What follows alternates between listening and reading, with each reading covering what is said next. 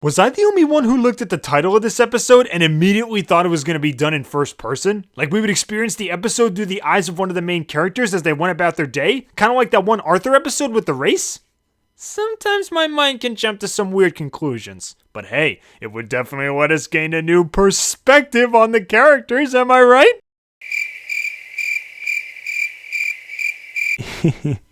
Sorry. I'm Finn the Pony, and it's time for Finbits.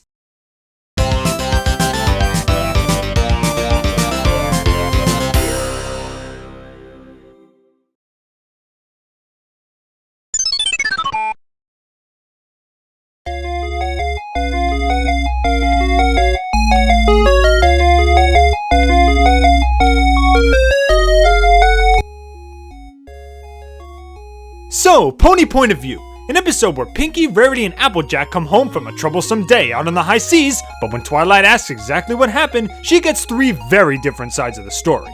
Will this episode be a truly valuable treasure that you'll want to risk life and limb to find? Let's find out. So, the MOP crew are finally tackling the old multiple perspective story, eh?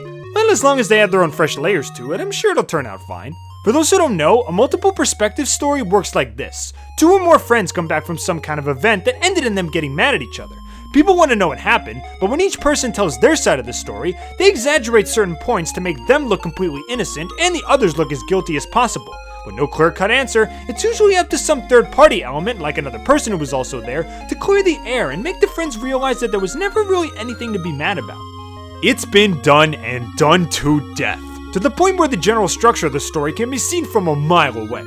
So what does MLP do to make their episode memorable despite the generic concept? They make it as fun and funny as they possibly can. Right from the second Pinkie, Rarity, and AJ stepped off the train and I saw what they looked like, I knew I'd be in for a good time. As expected, all three of our seafaring friends have their own sides of the story to tell, and they clearly want to pin all the blame on the others by blowing certain aspects way out of proportion. But the lengths to which each character goes to try and paint the others as the antagonist is just straight up hilarious. Ladylike Rarity ends up being a super persnickety aristocrat, complete with overuse of darling.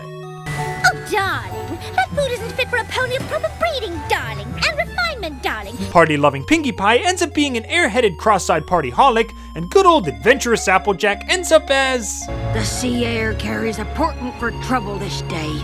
'Tis a treacherous and perilous journey that lies ahead of us. We sail to adventure, or our very doom. Applejack Sparrow. Yeah, Applejack goes full-on pirate. Unexpected, but still one of the funniest things in this episode. Every time I heard one of these clearly untrue stories, I was so eager to hear the next one, just to see how crazy the overblown characterizations could get. It's a generic premise for sure, but the little details make it entertaining as heck. Not to mention that the ending of this episode actually led to three really satisfying payoffs.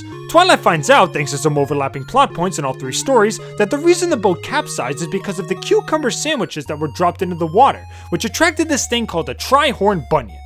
Guess we can add that creature to the brony decks. And it was him that caused the large swell which tipped the boat over. So Twilight found the solution to this issue simply through research and general reasoning. That's pretty smart. Spike finally gets his answer as to how they managed to get to shore after the boat sank, and...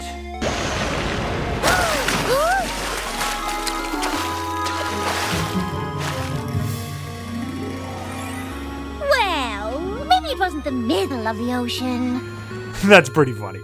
And the whole thing ends with all three friends finally making up and having a luxurious adventure boat party, allowing every pony to enjoy a little bit of everything. That's really sweet. Well, why end on one high note when you can end on three? Also, am I the only one who really wants to see more of Equestria's oceans? I mean, Earth's oceans are some of the most amazing natural places in the world. And considering they found this thing by complete accident, who knows what other wonders could be lurking beneath the depths? I don't know what kind of plot would cause the main six to go scuba diving, but somebody get on it. I want to see what's down there. In the end, Pony Point of View manages to hold its own, even if this story's been told many times over.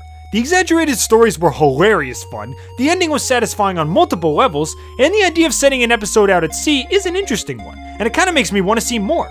It's another perfect example of how execution can salvage a mediocre concept if it's done well, and this episode has just enough charm to keep it afloat. Now if you'll excuse me, I'm off to write my next fanfiction. Ponies of the Caribbean and the Curse of the Black Plum.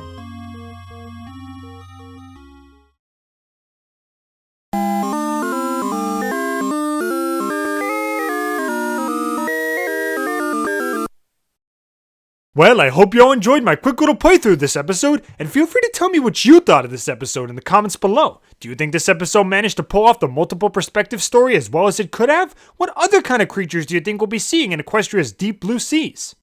Well, I guess we'll just have to wait and see. Thanks for playing along with me. I'm Finn the Pony, and I'll see you all next time on Finmits.